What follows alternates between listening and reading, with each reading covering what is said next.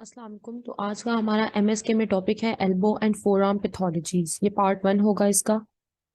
अच्छा, आज हम पहले डिस्कस करेंगे कि एल्बो का स्ट्रक्चर क्या होता है। जॉइंट का स्ट्रक्चर क्या है? एक सिंपल हिंज जॉइंट है, हमें पता है। उसमें टू टाइप्स की मूवमेंट हमारे पास कॉमनली हो रही है, फ्लेक्शन एंड एक्सटेंशन। बाकी फिर आगे जॉइंट टू जॉइंट वेरी कर रहा है कि हमारे पास प्रोनेशन एंड सुपीनेशन हो रही है। ठीक है, पहले हमारे पास ह्यूमरो अल्नर जॉइंट होता है जो कि मेन जॉइंट है। ठीक है, ये trochlea of the humerus and ulna के ओलिक्रेनन प्रोसेस के बीच में बन रहा होता है जॉइंट। ठीक है, ये हमारे पास ह्यूमरो अल्नर जॉइंट है, ये मीडियल साइड पर आ रहा होता है।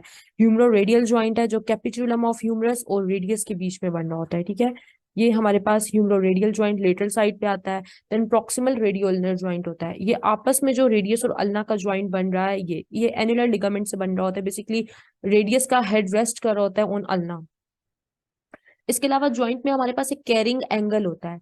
अगर हम क्लोजली देखें तो हमारी जो एल्बो होती है ना, वो स्लाइटली बेंट होती है, like this.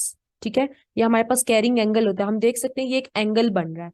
Humerus Sidhi bone आ रही होती है। ठीक है, अब ह्यूमरस और अल्ना के बीच का जो एंगल होगा उसे हम कैरिंग एंगल कह रहे हैं। जो ये जा रहा है ये रेडियस है, ये रेडियस के ऊपर एंगल बन रहा है, हम कैरिंग एंगल इसको बोलेंगे, कि जो ह्यूमरस और अल्ना के बीच में एंगल बन रहा है। ठीक है, ये हमारे पास लॉन्गिट्यूडनल एक्सिस पे एंगल बन रहा है, ये 10 to 15 डिग्रीज होता है अडल्ट में। अब इस ये एक रेंज वेरी करती है, अगर अब ये इससे बढ़ जाए तो फिर मे बी वो पैथोलॉजिकल कंडीशन हो। ठीक है, और फीमेल में वैसे ये नॉर्मली लार्जर होता है। ठीक है, ये अब यहाँ पर जो है, ये जो हमारा कैरिंग एंगल है, ये पोजीशन हमारी एनाटमिकल पोजीशन में आ जाए तो ये हिप्स के ऊपर इस जगह पर रेस्ट करती है हमारी एल्बो। ठीक है, तो डोमिनेंट साइड पे हमारा कैरिंग एंगल भी ज्यादा होगा। For example if I am right handed, तो मेरी राइट हैंड डोमिनेंट साइड है, मेरी राइट साइड, अब वहां पर ये कैरिंग एंगल बढ़ जाएगा लाइक दिस। यहाँ पर कम है, यहाँ पर ज्यादा है। देन लिगामेंट्स की बात करते हैं, इसमें मीडियल कोलेटरल लिगामेंट होता है, लेटरल कोलेटरल लिगामेंट होता है एंड एनुलर लिगामेंट होता है। अगर हम मीडियल कोलेटरल लिगामेंट को क्लोजली देखें तो जो हमारे पास ये हमारे पास ह्यूमरस है और ये इसका मीडियल एपिकॉन्डाइल है, यहाँ से ये ओरिजिनेट कर रहा है। ठीक है, एंड ये हमारे पास जो अल्ना है उसके ऊपर ही इसकी अटैचमेंट है। बेसिकली ये ह्यूमरस और अल्ना को स्टेबलाइज कर रहा है। ठीक है, इसके 3 बैंड्स होते हैं, ये एंटीरियर कॉर्ड लाइक बैंड हो गया, पोस्टीरियर बैंड हिडन होता है एंड ये ओब्लिक बैंड होता है। उसके बाद हम आ जाते हैं लेटरल कोलेटरल लिगामेंट पे।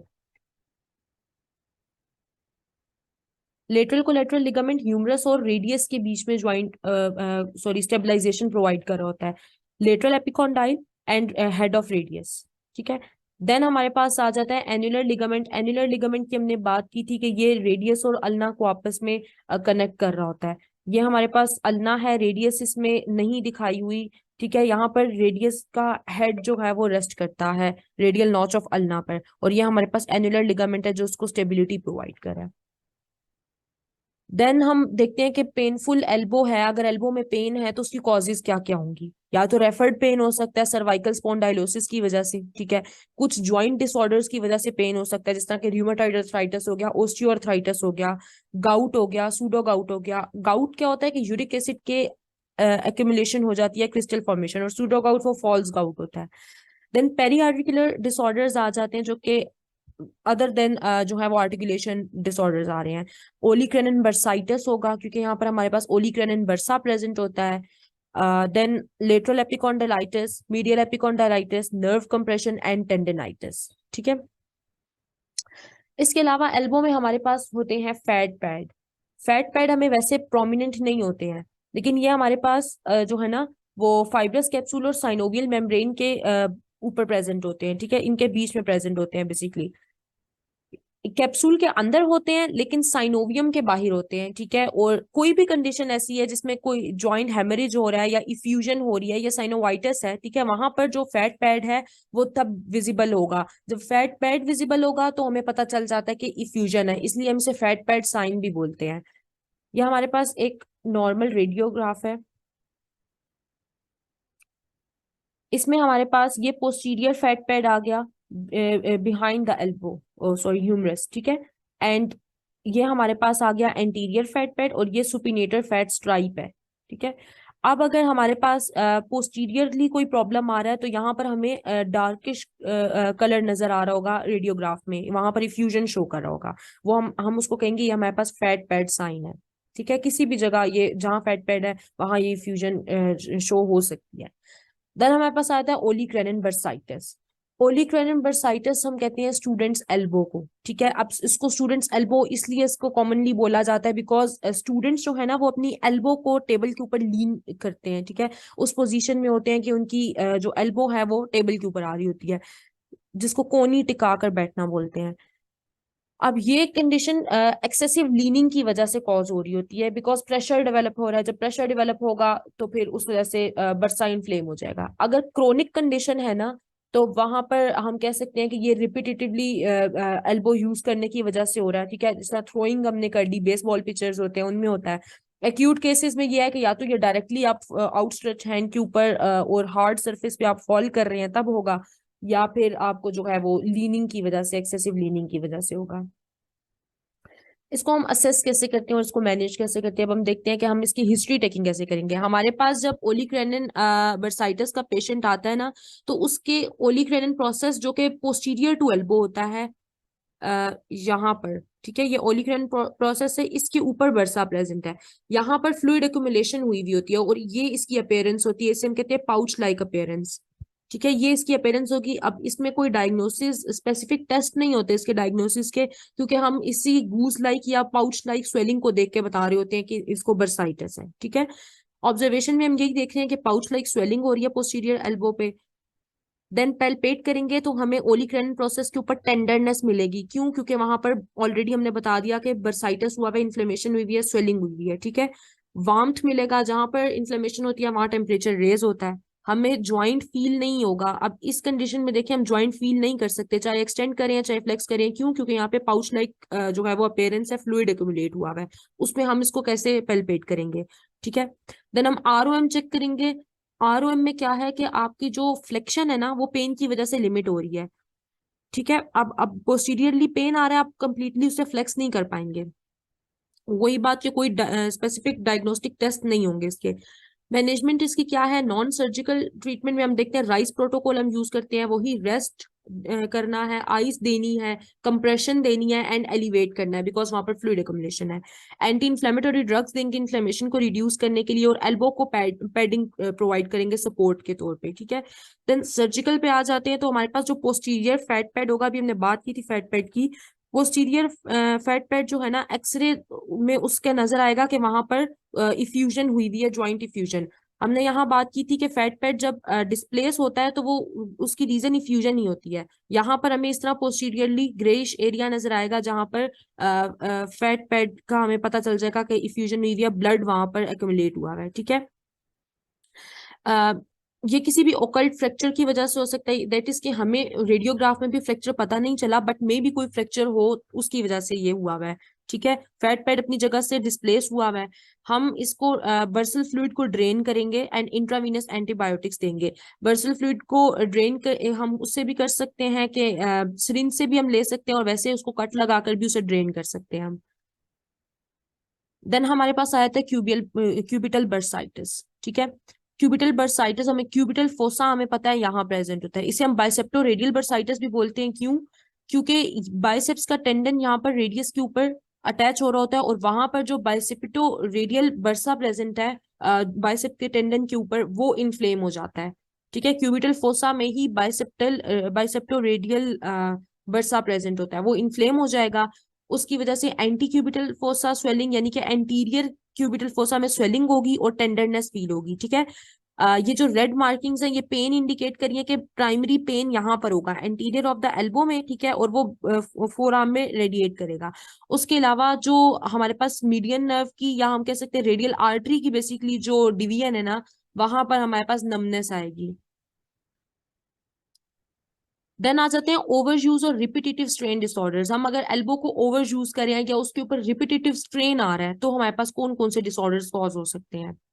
लेटरल एपिकॉन्डाइलाइटिस हो सकता है जिसे हम टेनिस एल्बो बोलते हैं, ठीक है। अब ये क्या होगा कि बेसिकली इसका मैकेनिज्म ऑफ इंजरी ऐसा है कि अगर आप फोर्सफुल कॉन्ट्रेक्शन करवा रहे हैं रिस्ट के एक्सटेंसर मसल्स की, ठीक है, आप प्रोनेशन और सुपिनेशन करवा रहे हैं और वो एक्सेसिव हो रही है ना, एग्जेजरेट कर गया, तो वहां पर जो एक्सटेंसर मसल्स है ना उनकी इन्फ्लेमेशन हो जाएगी। अब हम देख रहे हैं कि ये हमारे पास लेटरल एपिकॉन्डाइल ऑफ ह्यूमरस है। जो हमारे पास कॉमन एक्सटेंसर टेंडन है ना, ओरिजिन वो यहाँ से है, लेटरल एपिकॉन्डाइल के ऊपर अटैच है, ठीक है, टेंडन्स। तो यहाँ पर अगर कोई इन्फ्लेमेशन होगी हम उसे लेटरल एपिकॉन्डाइलाइटिस बोलेंगे। ये most common sports related injury है। टेनिस एल्बो हम इसलिए बोलते हैं बिकॉज ये कॉमन है टेनिस प्लेयर्स में, ठीक है। 7% ऑफ ऑल स्पोर्ट्स इंजरीज वैसे यही होती है, लेकिन कॉमन टेनिस में होती है। हम ये देख रहे हैं कि हमारे पास यहाँ पर सारे एक्सटेंसर मसल्स थे, ये अटैच है लेटरल एपिकॉन्डाइल के ऊपर। अगर यहाँ पर हमारे पास इनमें इन्फ्लेमेशन आ जाती है इस टेंडन के अंदर, किसी एक के भी टेंडन के अंदर या कंबाइंड सबके टेंडन के अंदर भी, क्योंकि कॉमन एक्सटेंसर ओरिजिन है, तो यहाँ पर पेन कॉज हो जाएगा, ठीक है। ये प्रोग्रेस, ये जो डिजीज है ना ये प्रोग्रेस करती है स्टेज बाय स्टेज। आपको पहले पहले नहीं पता चलेगा कि ये लेटरल एपिकॉन्डाइलाइटिस है, ठीक है, आप इसको नॉर्मल एक कंडीशन लेंगे। ग्रेड 1 में क्या होता है कि जब पेशेंट आपके पास आ रहा है तो उसमें जनरलाइज्ड एल्बो सोरनेस है, उसको पेन है लेकिन पूरी एल्बो में है, किसी एक जगह नहीं है।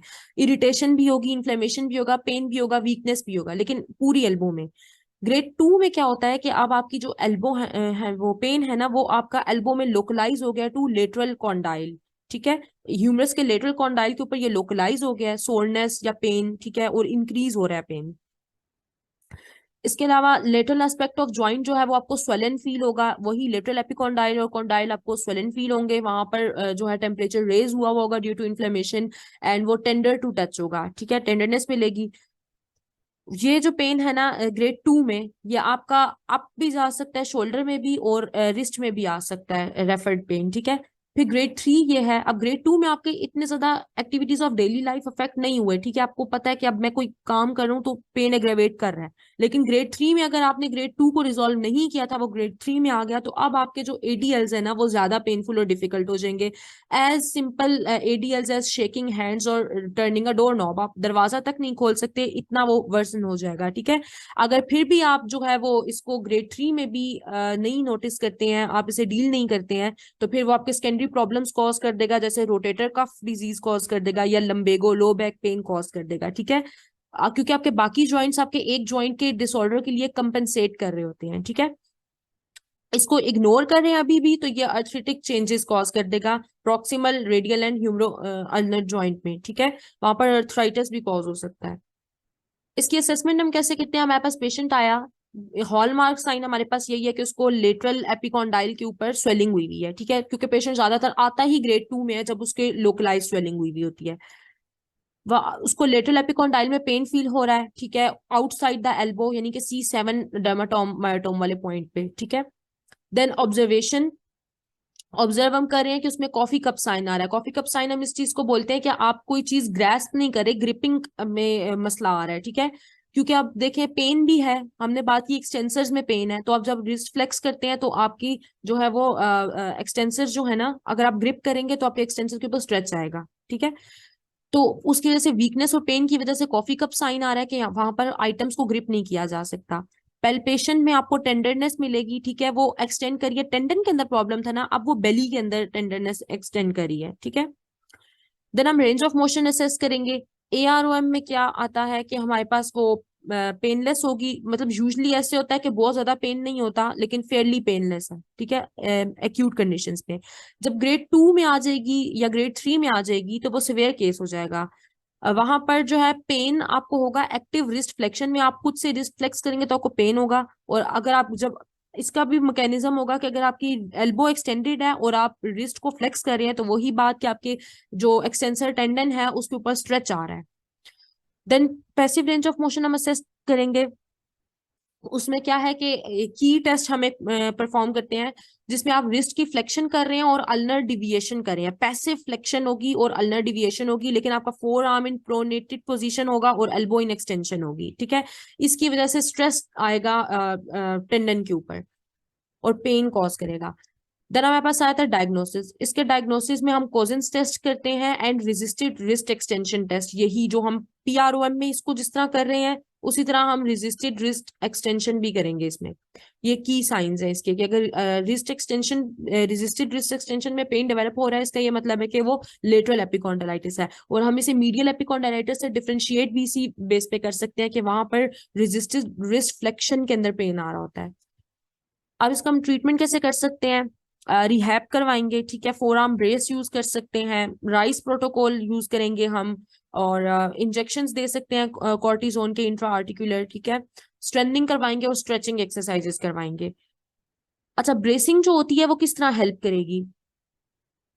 हमारे पास एक्सटेंसर मसल्स अटैच हो रहे थे लेटरल एपिकॉन्डाइल के ऊपर, ठीक है, वहां पर इरिटेशन आ रही है, ठीक है, अब वहां पर इंजरी हुई हुई थी और ये पेन रेडिएट कर रहा था बेली के अंदर। अगर हम एल्बो स्ट्रैप ले लें या ब्रेस लगा लें तो वो एक्सटेंसर मसल्स को कंप्रेस कर देगा उनके ऊपर। फिर जब काउंटर कंप्रेशन आएगी तो फिर जो टेंशन थी वो नहीं डेवलप होगी, वो रिमूव हो जाएगी, और फिर मसल्स जो है वो लेटरल एपिकॉन्डाइल के ऊपर पुल नहीं करेंगे क्योंकि वो उनका ओरिजिन पॉइंट था, वो वहां पर पुल नहीं करेंगे, और फिर प्रॉब्लम भी नहीं होगा, आपको पेन भी नहीं होगा। ब्रेसिंग इस तरह हेल्प करेगी। देन हम आ जाते हैं मीडियल एपिकॉन्डाइलाइटिस पे, ठीक है, ये गोल्फर्स एल्बो इसे बोलते हैं। इन लेटरल एपिकॉन्डाइलाइटिस और मीडियल एपिकॉन्डाइलाइटिस को याद करने का भी एक तरीका है। अगर लेटरल एपिकॉन्डाइलाइटिस को याद रखें तो उसमें जो है वो हमारे पास दिखाती हूँ, हम टी से याद रखते हैं लेटरल में कि ये टेनिस एल्बो है, और फिर मीडियल जो है वो गोल्फर्स एल्बो बन जाएगी, ठीक है। ये एक छोटा सा मेरा तरीका है। Common in individual who over use their wrist flexors and four arm pronator. उधर हमने बात की थी कि रिस्ट एक्सटेंसर्स का ओवर यूज की वजह से हो रहा है, यहाँ पर रिस्ट फ्लेक्सर्स और फोर आर्म के प्रोनेटर के ओवर यूज की वजह से हो रहा है। वहां पर एक्सटेंसर्स हर्ट हो रहे थे, यहाँ पर हमारे पास फ्लेक्सर्स और उसका जो प्राइमरीली फ्लेक्सर कार्पाई रेडियलिस जो है वो अफेक्ट हो रहा है।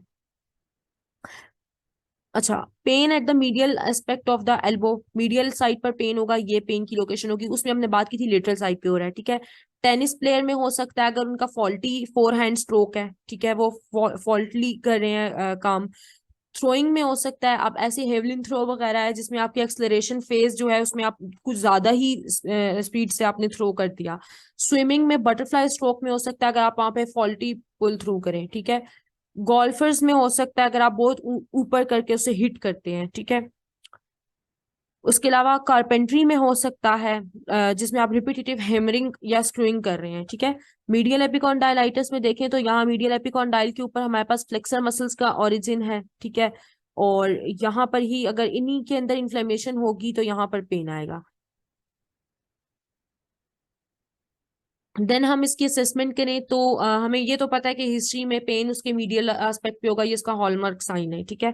इसमें फिर हम रेंज ऑफ मोशन चेक कर लेते हैं। एक्टिव मूवमेंट्स वही बात फेयरली पेनलेस होंगी, लेकिन यहाँ पर एक्टिव रिस्ट एक्सटेंशन जो होगी विद एल्बो एक्सटेंडेड वो पेन कॉज करेगी, ठीक है। पैसिव मूवमेंट्स में क्या होगा कि wrist extension with supination and elbow extension जो है ना, अगर हम रिस्ट को एक्सटेंड कर रहे हैं सुपाइन पोजीशन में और साथ एल्बो भी एक्सटेंड है तो वो मीडियल टेनिस एल्बो का पेन कॉज कर देगी। क्यों? क्योंकि यहाँ पर हमारे फ्लेक्सर्स के ऊपर जो है वो टेंशन डेवलप हो रही है, स्ट्रेस आ रहा है, ठीक है।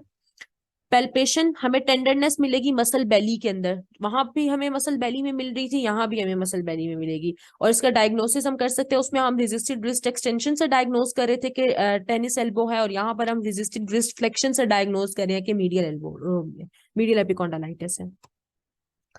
मैनेज हम इसे किस तरह करेंगे? राइस प्रोटोकॉल से ही, rest ice compression and elevation से, ठीक है।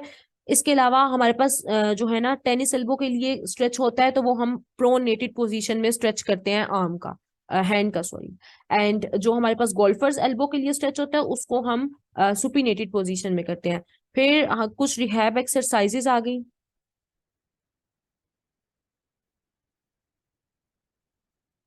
इसमें यही है कि एक्टिवली रिस्ट की फ्लेक्शन एक्सटेंशन करवानी है, फोर आर्म की प्रोनेशन सुपिनेशन करवानी है, इसेंट्रिक एक्सरसाइजेस करवाएंगे, eccentric wrist flexion, eccentric stretch, ये सब चीजें करवाएंगे। ठीक हो गया। ग्रिप ग्रिप स्ट्रेंथनिंग करवाएंगे क्योंकि ग्रिप दोनों में इफेक्ट हो रही होती है। फोर आर्म की प्रोनेशन सुपिनेशन स्ट्रेंथनिंग करवाएंगे, और रेजिस्टेड एक्सरसाइज करवाएंगे ताकि वहां पर स्ट्रेंथ डेवलप हो, वीकनेस जाए, ठीक है।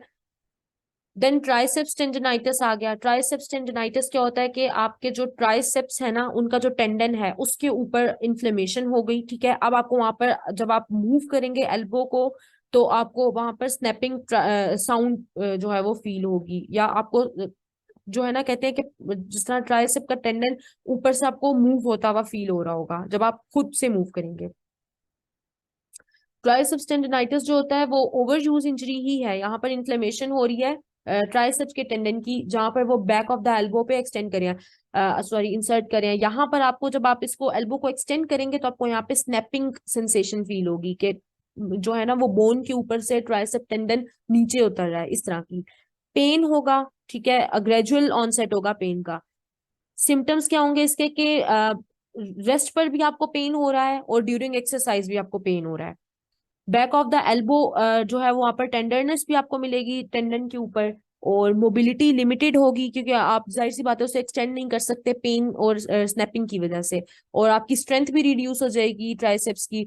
यहाँ पर अगर आप ट्राइसेप को स्ट्रेच करेंगे तो भी आपको पेन और डिस्कम्फर्ट फील होगा, बिकॉज ये टेंडन का प्रॉब्लम है, ठीक है। अब part 2 will be uploaded next time.